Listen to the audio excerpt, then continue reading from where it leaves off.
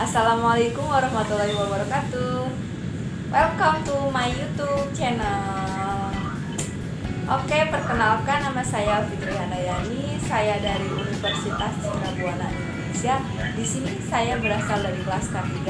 Oke, maksud saya bikin video ini adalah untuk menjelaskan materi bahasa Indonesia yang mengenai yang pertama adalah perkembangan bahasa Indonesia di era kemerdekaan, yang kedua perkembangan ejaan bahasa Indonesia, dan yang ketiga adalah fungsi bahasa.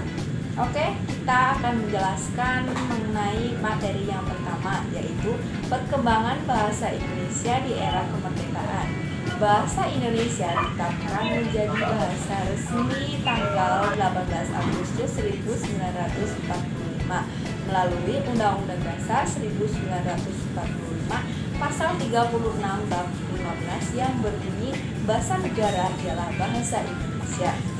Pada tanggal 19 Maret 1947 diresmikan penggunaan ejaan Republik sebagai pengganti ejaan PAN.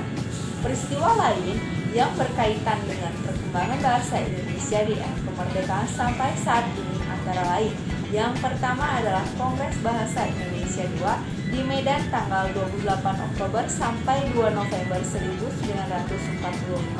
Peresmian penggunaan ejaan bahasa Indonesia yang disempurnakan EYD pada tanggal 16 Agustus 1972 oleh Soeharto di sidang DPR.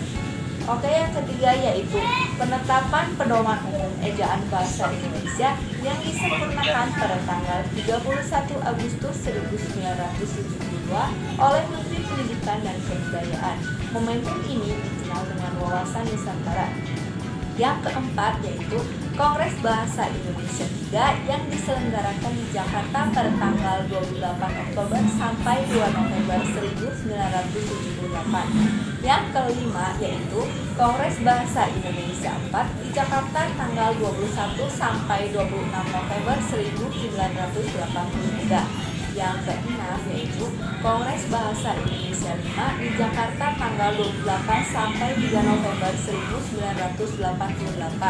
Dan yang terakhir atau yang ketujuh yaitu Kongres Bahasa Indonesia VI di Jakarta tanggal 28 Oktober sampai 2 November 1993. Oke guys, kita langsung lanjut ke materi yang kedua, yaitu mengenai perkembangan ejaan bahasa Indonesia. Nah, untuk perkembangan ejaan Indonesia itu sendiri, sejak masa perkembangan awal sampai saat ini, bahasa Indonesia memiliki jenis ejaan. Antara lain, yang pertama adalah ejaan Van of Huijsen. Ejaan ini merupakan bahasa Melayu dengan huruf Latin. Ciri-ciri ejaan ini yaitu yang pertama, huruf I dengan titik 2 di atas ya guys. Ini untuk membedakan huruf I sebagai akhiran dan juga digunakan untuk menulis huruf Y. Dan yang kedua ciri-cirinya yaitu huruf J untuk menuliskan kata-kata jang, pajah, sajang, dan sebagainya. Yang ketiga yaitu huruf OE untuk menuliskan kata-kata seperti goro-goe, itoe, dan oe-moer. Dan yang keempat yaitu tanda diaktrik sebagai koma ain dan tanda rema untuk menuliskan kata-kata mak, moy, akal, dan tas, dan sebagainya. Nah ini jadi di ma ada tanda kutip di atas, itu maksudnya kita untuk kayak ain gitu kalau di bahasa Arab ya guys. Jadi kayak makmur gitu, akal, dan sebagainya gitu guys. Oke, paham kan kalian? Oke, lanjut. Saya akan menjelaskan yang kedua, yaitu ada ejaan Republik. Nah, ejaan Republik ini diresmikan tanggal 19 Maret 1947 menggantikan ejaan Van of Huijsen. Ciri-ciri ejaan ini adalah sebagai berikut. Yang pertama yaitu huruf OE diganti dengan huruf U. Contohnya yaitu umur, itu, guru. Yang kedua, bunyi hamzah dan bunyi serentak dan bunyi setak, maaf guys, ditulis dengan K seperti pak dan tak. Yang ketiga, kata ulang boleh ditulis dengan angka 2 seperti tanah-tanah. Dan yang keempat, awalan di dan kata depan di dua-duanya ditulis serangkai dengan kata yang mendampinginya. Oke, saya akan jelaskan materi yang ketiga. Enggak guys, masih materi yang tadi, biar gak tegang ya, saya maaf. Oke, yang selanjutnya itu adalah ada ejaan Melayu. Ejaan Melayu Indonesia dikenal pada akhir tahun 1959. Perkembangan politik yang kurang baik selama tahun-tahun berikutnya menjadikan ejaan ini umum digunakan. Oke, yang terakhir itu ada ejaan bahasa Indonesia yang disempurnakan atau yang sering disebut EYD. Nah, ini tuh ejaan yang sekarang kita gunakan ya guys. Nah, untuk ejaan ini sendiri diresmikan pemakaiannya pada tanggal 16 Agustus 1972 oleh Presiden Republik Indonesia. Dengan EYD, ejaan dua bahasa serumpun yakni bahasa Indonesia dan bahasa Melayu dibakukan. EYD untuk bahasa Indonesia digunakan mulai tahun 1972, sedangkan bahasa Malaysia digunakan pada tahun 1973. Nah, ciri-ciri khusus EYD ini antara lain perubahan huruf TJ menjadi C, CH menjadi KH, MJ menjadi MY, SJ menjadi SC, dan pembakuan tulisan kata depan dan awalan. Oke guys, kita langsung ke materi yang terakhir, yaitu fungsi bahasa. Fungsi bahasa ini dibagi menjadi dua, yaitu fungsi secara umum dan fungsi secara khusus. Oke, saya akan jelaskan materi yang pertama, yaitu fungsi bahasa secara umum. Fungsi bahasa secara umum yang pertama ada alat untuk mengungkapkan perasaan. Jadi maksudnya itu bahasa itu digunakan untuk mengungkapkan ekspresi yang keluar dari perasaan kita ya. Kalau misalnya kita marah contohnya gitu. Kayak gitu ya guys. Nah, yang kedua ada alat komunikasi.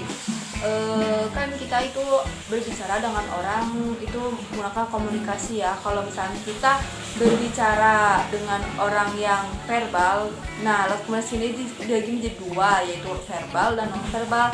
Verbal itu komunikasi secara langsung dan non verbal itu komunikasi dengan gerak tubuh. Contohnya kalau verbal kita berbicara dengan lawan bicara kita tatap muka gitu ya guys. Nah, kalau non verbal itu dengan gerak tubuh, kayak kalau yang tuh yang tidak bisa berbicara kan biasanya pakai gerakan tubuh ya, kayak hai gitu, halo, sini gitu. Itu termasuk non verbal ya guys. Nah, yang ketiga itu ada alat berintegrasi dan beradaptasi sosial. Nah, maksudnya adalah berintegrasi ini adalah pemersatu, dan adaptasi sosial ini adalah penyesuaian kita terhadap lingkungannya. Jadi misalkan kita keluar negeri, otomatis kita akan menyesuaikan bahasanya di sana, atau enggak kita memakai bahasa internasional, yaitu bahasa Inggris. Dan yang keempat ada alat kontrol sosial. Oke, yang kedua yaitu fungsi bahasa secara khusus. Fungsi bahasa secara khusus ini yaitu yang pertama mengadakan hubungan dalam pergaulan sehari-hari, yang kedua mewujudkan seni. Bahasa dapat digunakan untuk mengekspresikan perasaan kita ya melalui karya seni, contohnya syair dan puisi. Kan kalau di puisi itu katanya dibuat-buat ya guys, kayak ibu kayak gitu kan, ada nada-nadanya ya. Itu termasuk fungsi bahasa secara khusus. Oke, yang ketiga yaitu mempelajari bahasa-bahasa kuno. Dengan mempelajari bahasa kuno akan dapat mengetahui peristiwa langka. Manusia perlu memperlakukannya untuk mengantisipasi kejadian yang mungkin terjadi kembali di masa yang akan datang. Misalnya ya guys, untuk mengetahui asal dari suatu budaya dapat ditelusuri melalui naskah kuno. Oke, yang keempat yaitu mengeksploitasi ilmu pengetahuan dan teknologi. Pengetahuan yang dimiliki manusia akan selalu didokumentasikan supaya manusia lainnya juga melestarikannya demi kebaikan manusia itu sendiri. Oke guys, terima kasih atas waktunya, dan terima kasih salah maaf. Oke, terima kasih sudah menonton video ini yang gajebo ya, nggak apa-apa lah guys, soalnya kan masih belajar juga ya. Oke, mohon maaf apabila tadi saya ada salah kata-kata. Semoga bermanfaat video ini. Assalamualaikum warahmatullahi wabarakatuh. Dadah.